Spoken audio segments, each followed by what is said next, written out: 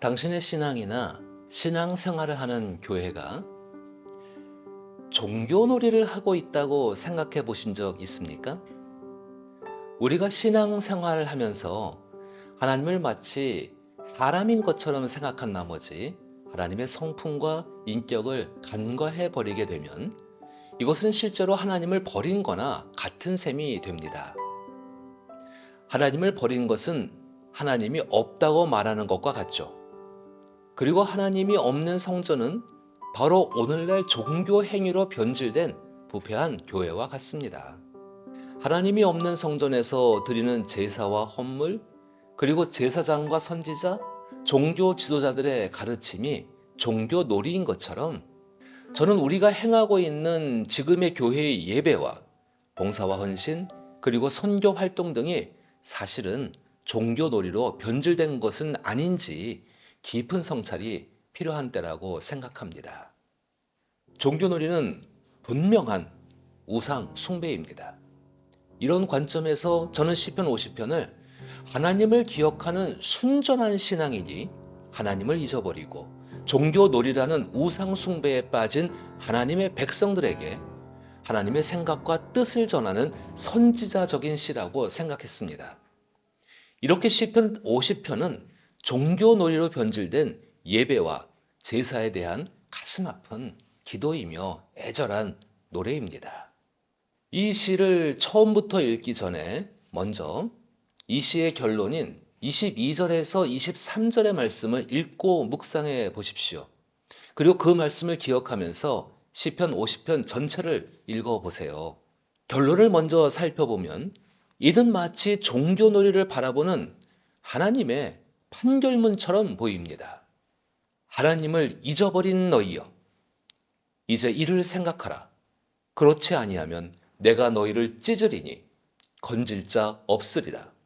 감사로 제사를 드리는 자가 나를 영화롭게 하나니 그의 행위를 옳게 하는 자에게 내가 하나님의 구원을 보이리라.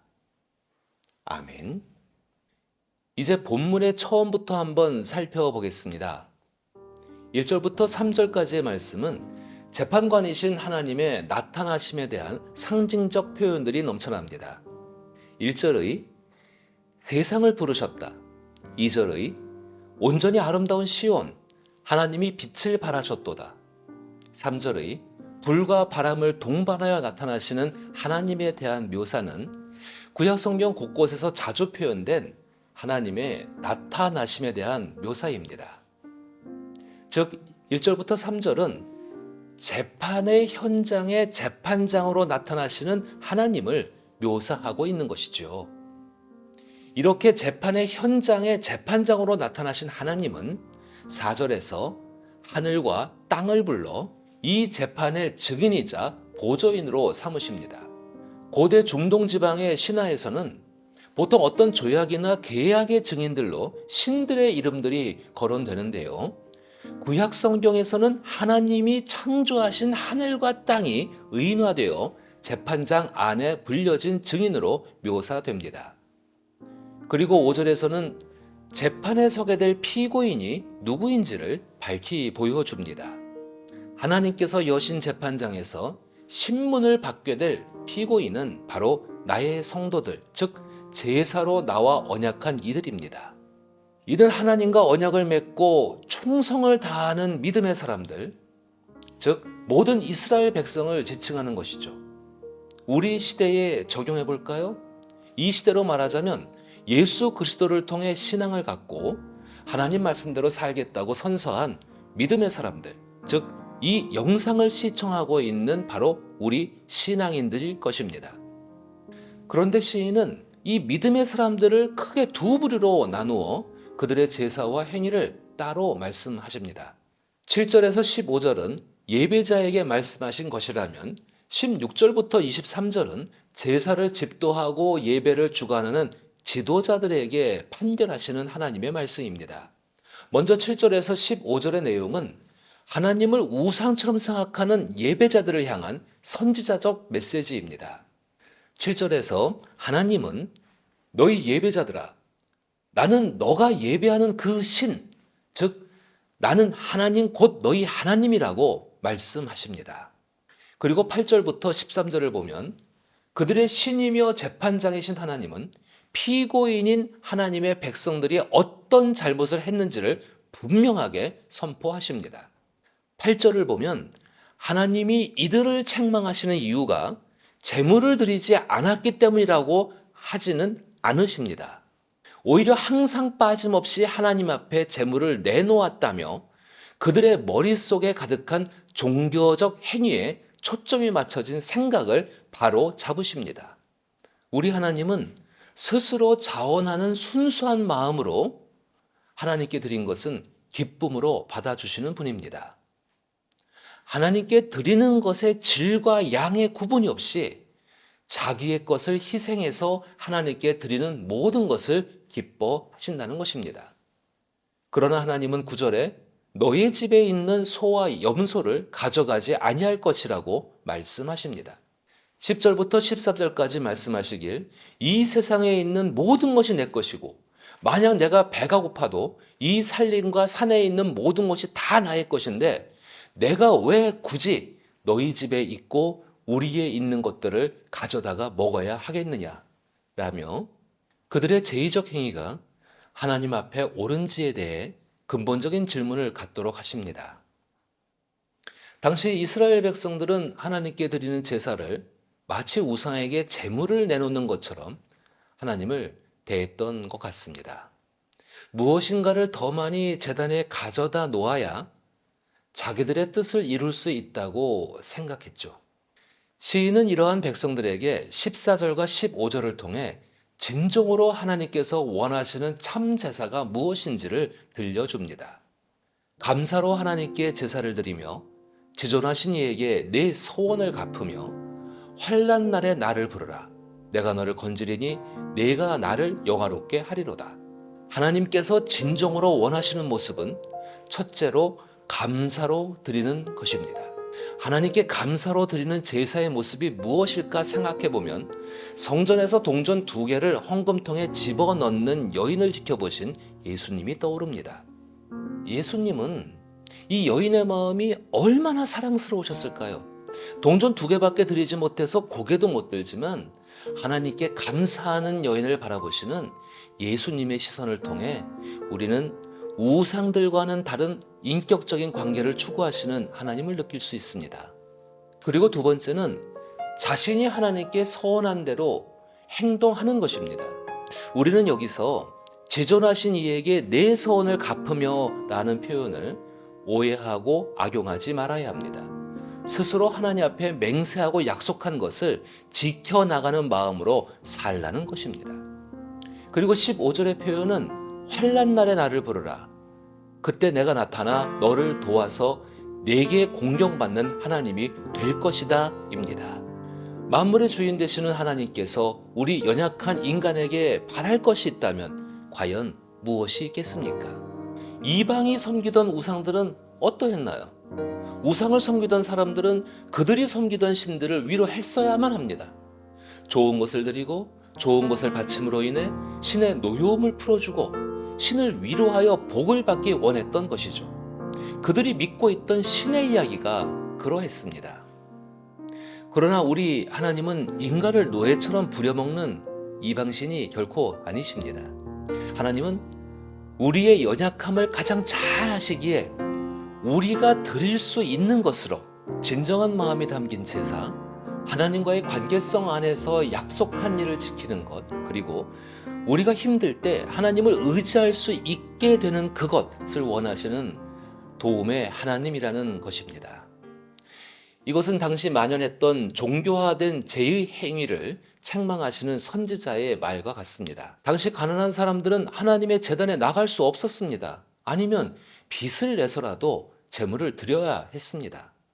이것은 이스라엘을 애굽에서 건져내시고 자유와 평등을 주신 하나님의 명예를 현저하게 떨어뜨리는 것입니다.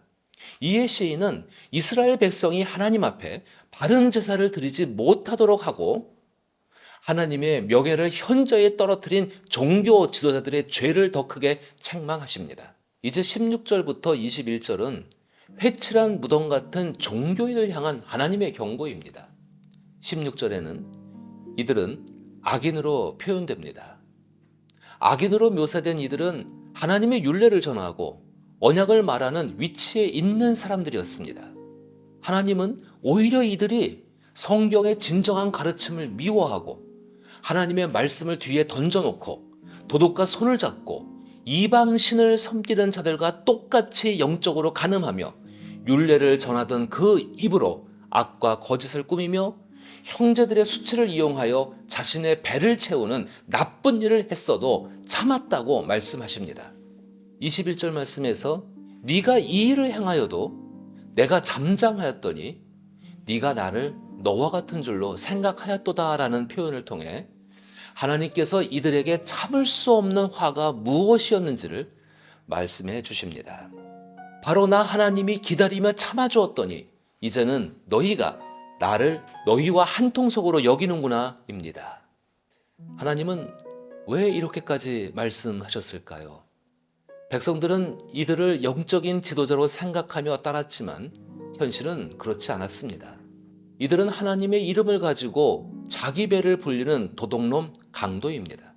도둑놈 강도는 영적 지도자라는 가면을 쓰고 하나님 말씀을 왜곡해서 가르치고 하나님을 왜곡하고 자신들이 하나님의 대리자인 것처럼 속여왔습니다. 그로 인해 사람들은 그들의 행위와 가르침이 하나님의 뜻인 줄 알고 행동했고 결과적으로는 그 백성들이 경험하는 하나님은 그들을 구원했던 하나님이 아니라 그들의 것을 빼앗는 도둑놈과 강도와 같은 분으로 느끼게 만들었기 때문입니다. 하나님의 이름은 잘 기억하고 있지만 하나님의 성품이나 인격을 느낄 수 없게 만들었습니다.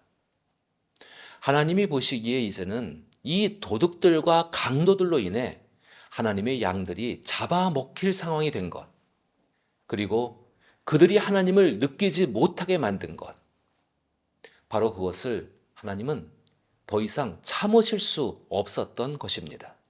이들은 천국의 문을 가로막고 서서 자기도 들어가지 않고 다른 사람도 들어가지 못하게 하는 사람입니다. 사무엘 시대의 엘리 제사장의 두 아들과 같은 악한 종교인의 모습은 다윗의 시대에도 예수님의 시대에도 그리고 지금의 교회에도 흔하게 있는 모습입니다.